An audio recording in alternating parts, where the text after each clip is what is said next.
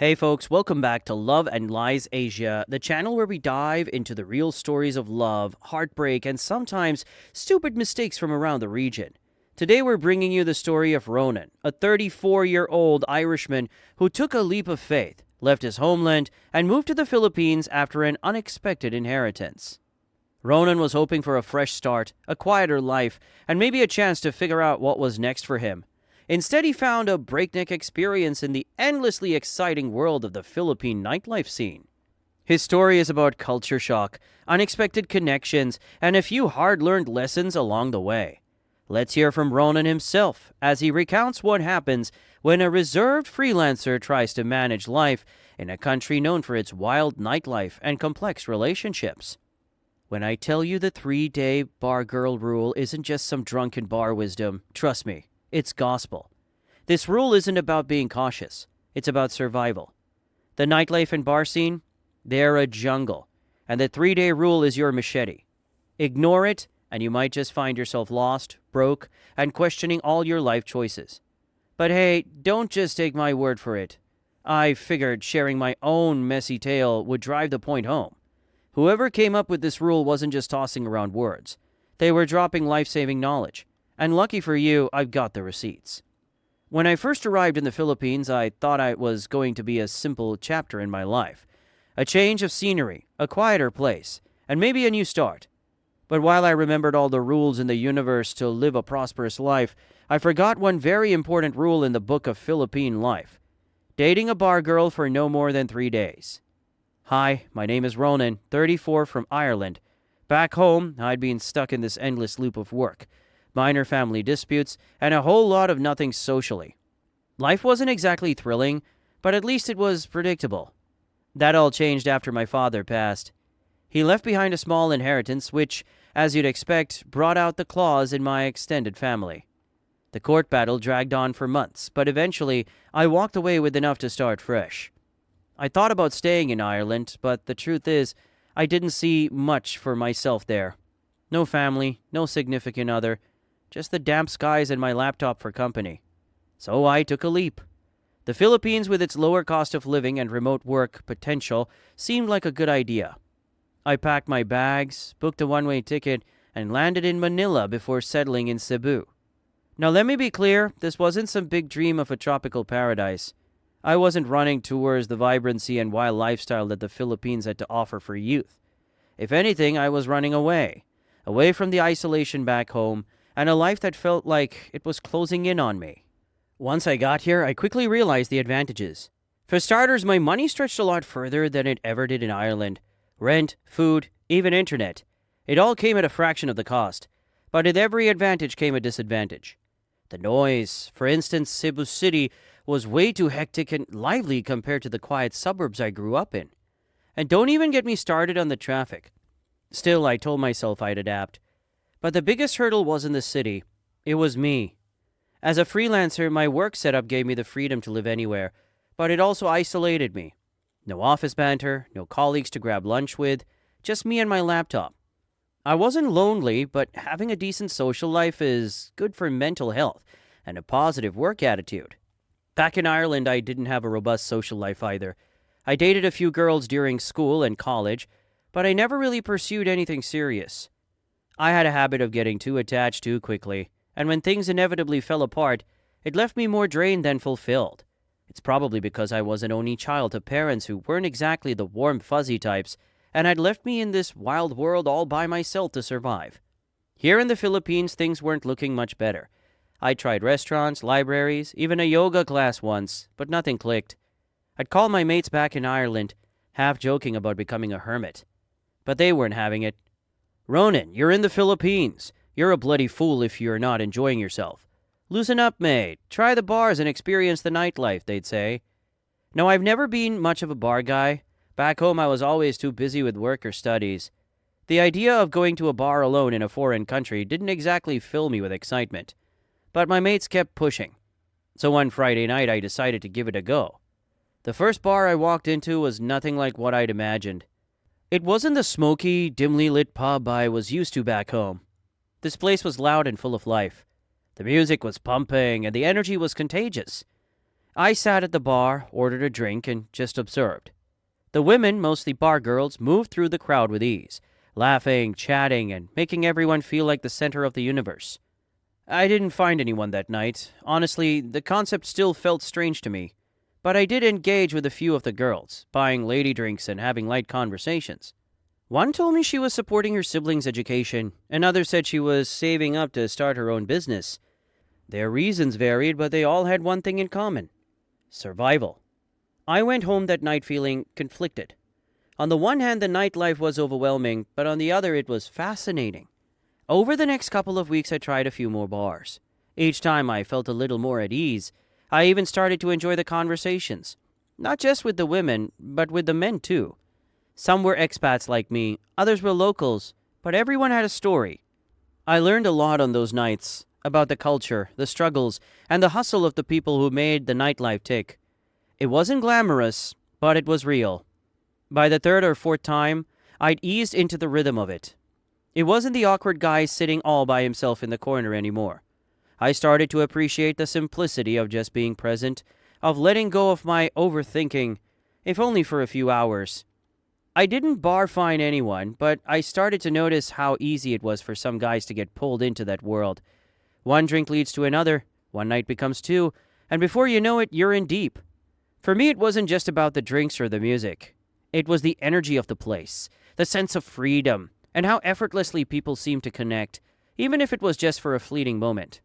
But maybe, just maybe, I started to let myself enjoy it. That Friday night, I decided to check out a bar I hadn't been to before. Unlike the flashy tourist traps I'd grown familiar with, this one was tucked away on a quieter street, marked by a faint neon glow that promised mystery. I wasn't sure why I chose it, but something about the understated vibe made me think it might be worth a shot. As I approached the entrance, a girl caught my eye. She leaned casually against the doorframe, one hand on her hip, the other gesturing lazily to passerbys. Her demeanor was relaxed, almost as if she didn't care whether anyone came in or not. Her hair gleamed under the streetlights, and her calm confidence stood in stark contrast to the usual high-energy recruiters outside bars. "Come on in," she said, smiling easily. There was something about her that caught my eye. Not in an obvious, flashy way, but she had a calm aura around her. For someone who wasn't trying too hard, she certainly had a magnetic presence. The inside of the bar was more polished than I expected. The music was loud but not overwhelming. The lighting dim enough to feel intimate. And the air buzzed with the kind of energy that promised a night of stories, for better or worse. I made my way to the bar and ordered a drink, scanning the room as I settled in. Before I had a chance to take a sip, a girl sauntered over. "Hey there, handsome," she purred, leaning in far too close for comfort. "You look like you need someone to show you a good time." She introduced herself as Ruby. Her voice was sugary sweet, but there was a sharpness to her tone, like she was already calculating how much she could get out of me. "I'm fine, thanks," I said politely. But Ruby wasn't one to take no for an answer. She leaned even closer, her overly floral perfume wafting between us. "Aw, don't be shy. I can help you loosen up." Before I could respond, a voice cut through the noise. "Don't waste your money on her. Round Ruby always takes more than she gives." I turned to see the girl from outside. Up close, she looked even more striking. Her features were soft but defined, her smile teasing but kind.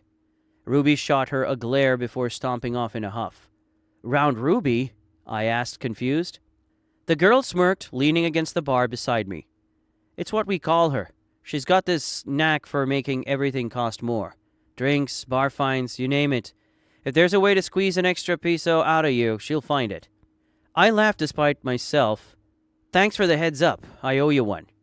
"Consider it my good deed for the night," she said, extending a hand. "I'm Jessica." "Ronan," I replied, shaking her hand. We ended up grabbing a corner table. There was something about her that made me want to keep talking. She didn't seem pushy or overly flirty, just relaxed and easygoing. Very unexpected of a bar girl in Philippines. "So what brings you to our bar?" "Curiosity, I guess. I hadn't been here before and thought I'd see what it's about," I told her. "Well, you picked a good night," she said, her lips curling into a smile. "It's usually not this lively. Fridays are special." As we talked, I learned that she'd been working at the bar for 3 years and was in her early 20s. She admitted that it wasn't a dream job, paid the bills, especially since her younger siblings were in school and her mom needed help with groceries. However, she reassured herself that it wasn't forever, just until she could figure out her next step. I was surprised by her openness. Most of the girls I'd met at bars prefer to keep things surface level and get intimate too soon for their own agendas. But Jessica didn't seem to mind getting a little real. I asked her what was the next step for her. I heard her mention that maybe a small business would be a good idea, something local that she could run on her own. She expressed a desire to have a place that was hers, and I was genuinely impressed by her ambition. It made sense to me. Freelancing kind of felt like that, giving me control over what I did. When she asked about my work, I explained that I did graphic design and web development, mostly remote, which was nice but could get a little isolating. She was very intrigued and said she had never met a freelancer in person. It sounded interesting to her, especially the idea of being my own boss. I acknowledged that it was somewhat like that, but added that it wasn't all glamorous. Sometimes it was just me and my laptop for days on end.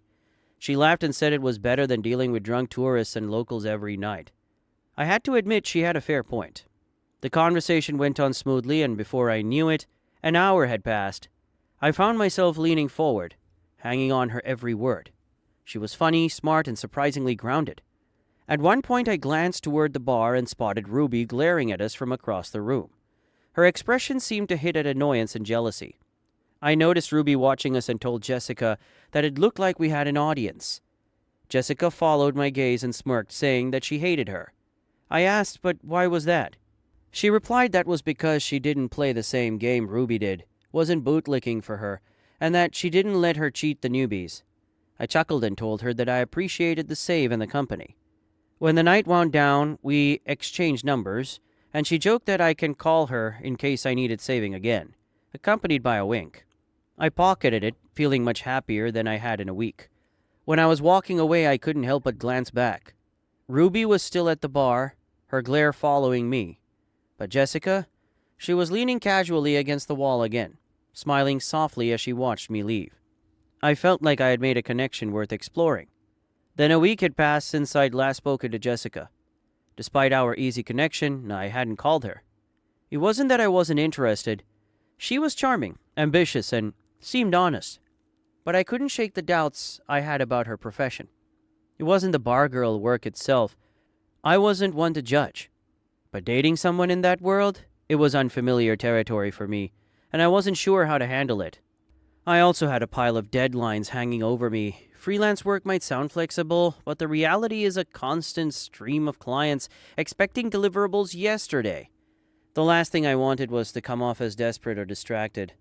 One day as I was deep into a project, my phone rang. To my surprise, it was Jessica. Her voice was cheerful as she asked how I'd been and whether I was free over the weekend. She suggested something simple, like meeting at a park. She said she could finish work early and it wouldn't be anything fancy, just two people spending time together. I agreed. The weekend gave me time to clear my plate, and honestly, I was curious. Maybe I should give it a try. What was the harm in meeting up? When Saturday rolled around, we met at a park not far from my apartment. She was dressed casually, very different to the glammed-up version of her I'd seen at the bar. Her natural charm was still there, though, and it made me feel at ease. We walked and talked, and somewhere between her laugh and the way she described the view of the nearby view, she managed to address my unspoken doubts. She didn't shy away from her work, but explained it in a way that felt matter-of-fact.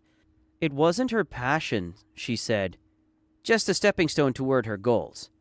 She assured me she didn't rely on anyone else to get by and was saving up for something bigger. A business she wanted to start one day. I found myself drawn to her openness. She wasn't defensive or apologetic, just honest. By the end of the day, I realized I'd had a genuinely good time. The thought of a second date crossed my mind before we'd even said goodbye. Over the next 2 months, we met whenever we could. When schedules didn't align, we talked over the phone. Our conversations weren't just small talk. She had a way of drawing me in with her stories and ambitions. She spoke passionately about her plans to start a local business and how she'd been saving for years and had already made a few smart investments. She even shared tips about the business and investment scene in the Philippines. According to her, it was a world of opportunities for those who knew how to play their cards right. At first, I was impressed by her knowledge. It wasn't the kind of talk I'd expected from someone working in a bar.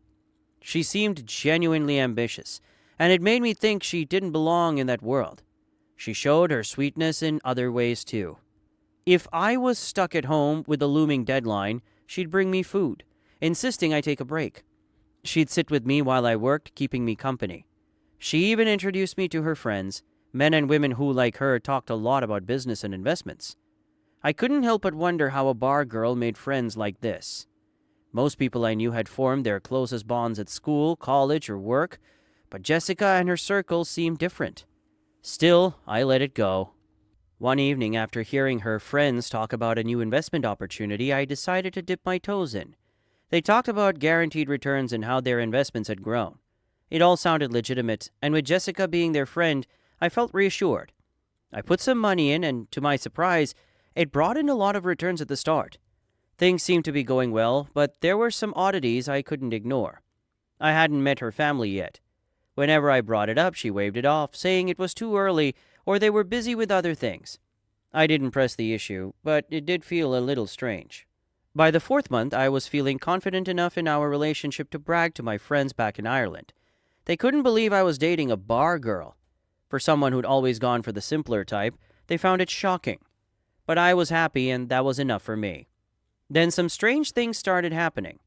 My phone began acting up, freezing, glitching, and running out of battery far too quickly. My laptop started having similar issues. I brushed it off as tech problems and mentioned it to Jessica. She suggested I visit a technician.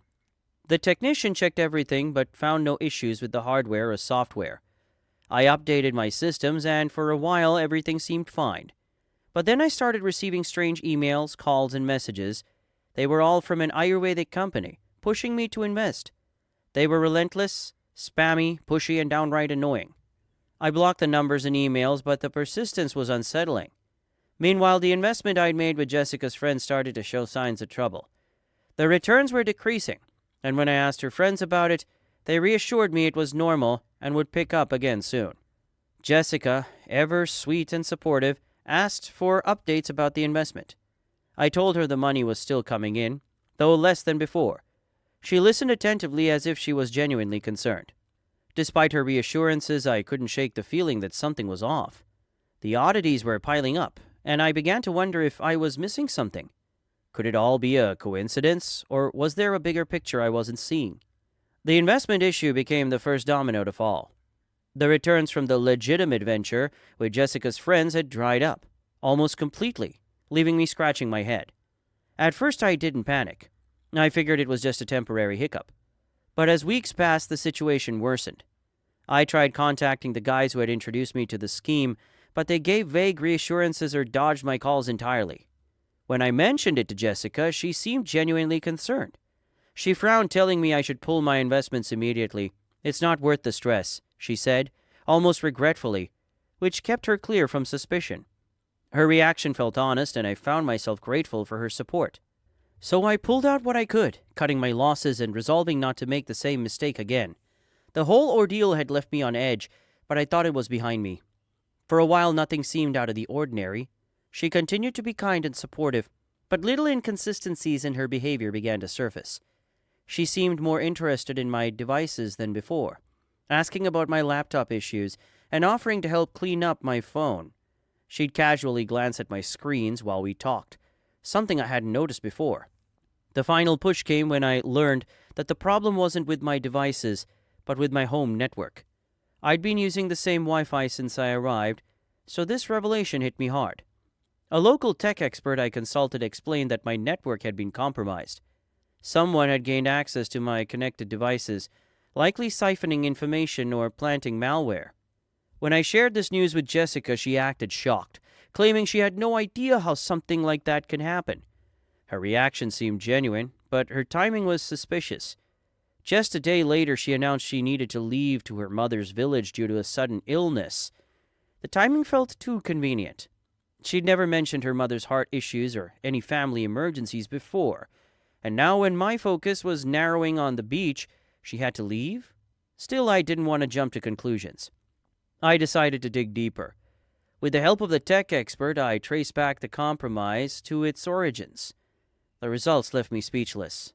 The access point was traced to a time shortly after Jessica had first visited my apartment.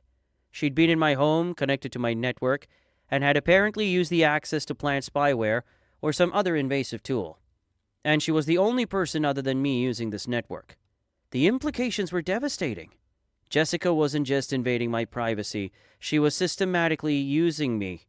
The tech expert explained how spyware could gather sensitive data, including financial information, passwords, and personal communications. My mind raced as I considered what else she might have done. I discovered she tampered with my phone and laptop, syncing them to the spyware to monitor everything I did. Emails, banking transactions, and even private messages. She had access to it all. The realization left me furious. At first I wanted to cut her off immediately, but my anger changed into something colder. No, I wasn't going to let her walk away that easily. She needed to understand what she'd done. When I tried calling her, she didn't pick up. Obviously, I eventually used a different number, and when she finally answered, her tone was full of concern, asking if everything was okay. I played it cool, mentioning offhand that the technician had fixed my laptop as he found an issue with the hardware, and everything seemed fine now. She sounded relieved. Almost too much so, and said she'd return soon. But I wasn't convinced. Determined to confront her face to face, I went back to the bar where we'd met. She wasn't there, but Ruby was. As soon as she saw me, Ruby smirked knowingly and asked if I was looking for Jessica. Despite my reservations, I nodded, trying not to reveal too much. To my surprise, Ruby didn't pounce on her usual pushiness. Instead, she leaned in conspiratorially and said something that made my blood run cold. She's a bigger liar than you think. Ruby went on to spill the tea. According to her, Jessica was far from the angel I thought she was. She had a pattern for picking favorites, foreigners with enough money to bleed, and turning them into personal ATMs. Ruby called her manipulative, adding that while she might not be as loud and obvious as some, her schemes were far more dangerous. She was a modern scammer and beggar, a dangerous, more tech-aware breed of fraudulent. I kept my face neutral, but inside I was seething. I asked Ruby if she knew where Jessica might be, but she shrugged, claiming they didn't get along. Still, she suggested that an offer of financial help might lure her out of hiding. Taking Ruby's advice felt like a gamble, but I was out of options. I called Jessica this time, framing the conversation around her mother's supposed illness. I offered to help with medical expenses. Her tone changed instantly. Suddenly, she wasn't too busy or overwhelmed. She agreed to meet me the next day, claiming she had to sort out an issue with her flat owner also. When we met, I confronted her directly. At first, she denied everything, playing the victim, and accusing me of not trusting her. She tried to laugh it off, calling me paranoid, and said I was overreacting. But as I laid out the evidence, the spyware, the compromised network, the inconsistencies in her stories, her confidence began to crumble. I didn't mention Ruby or my meeting with her at the bar in the conversation, as I didn't want her to get in trouble because of me. She helped me tremendously, and I guess she didn't know how big of a role she played in my situation. Jessica's nervous laughter and stammers for finding defense were proof enough of her guilt. And finally she admitted it. Ruby was speaking the truth. My girlfriend was part of a larger scheme, one that involved not just her, but others in the bar scene. The investment fraud, the compromised devices, the constant monitoring, it was all part of a coordinated effort to milk as much as they could from unsuspecting foreigners. I left her standing there, refusing to let her manipulate me any further. But what angered me the most wasn't the scam itself. It was a personal betrayal. She had invaded my life, my privacy, my trust. I asked her if anything between us had been real, and for a moment she hesitated before mumbling something about how she hadn't wanted it to go this far. That was the final straw for me. I walked back, leaving her standing there in silence. She didn't try to follow, and I didn't look back. At least I had the clarity to walk away. As for Jessica, I hoped she'd think twice before trying to con someone else. But you and I would be dumb to think that these beggars will ever stop. I'm sure even now she's fooling many men with her so-called friends. Leaving the city was an easy decision. The memories of what happened were too vivid. And the feeling of being watched or targeted were also giving me anxiety. I packed my things, cut ties with the people and places that reminded me of her, and moved to a different city in the Philippines. Starting fresh was the best thing I could have done. In my new city, I kept my guard up, but didn't let the experience make me bitter. Life has a way of balancing itself out, and that proved true when I met my now wife, a Filipino woman who couldn't have been more different from Jessica. She's fiercely independent, holding down 2 jobs and still finding time to make me feel like the luckiest man alive. We built our relationship on trust and mutual respect, and she's shown me that not all people are the same. Reflecting on my journey, I've learned a lot. The 3-day Bargirl rule, it's not just a joke, it's a survival tactic. Bargirls look for ways to manipulate men emotionally to reach their pockets. 3 days are more than enough to enjoy with them and move on to another one to avoid emotional attachments and not letting them spot your weaknesses to control you. If you let someone stay in your life too long without understanding their intentions, you risk more than just your heart. And never, ever let anyone invade your privacy, whether it's through your devices, your home, or your finances. I'm happier than I've ever been, and I found peace in knowing that I didn't let one bad experience ruin my life or my view of others. Ah, what a story, folks. If this doesn't make you double check your Wi-Fi security, I don't know what will. Ronan's experience shows that scams are evolving, no longer just sob stories or fake emergencies, but full-on digital invasions. If there's one takeaway here, it's to take great care of oneself. Your devices, your networks, and your emotions. The 3-day Bargirl rule isn't just some throwaway advice. It might just save you from a world of trouble. And let's not forget, not all stories end in disaster. Ronan found happiness in the end, proving that while there are some bad apples, there are also genuine people out there. You just have to be smart about who you trust and where you draw the line. As always, thank you for tuning into Love and Lies Asia. And what do you guys think about the 3-day Bargirl rule? Do you agree with Ronan's views? Should men really follow the rule? Got a story like this? Or maybe you know someone who does? Share it with us. Stay safe, stay smart, and we'll see you next time with another wild tale from the heart of Asia.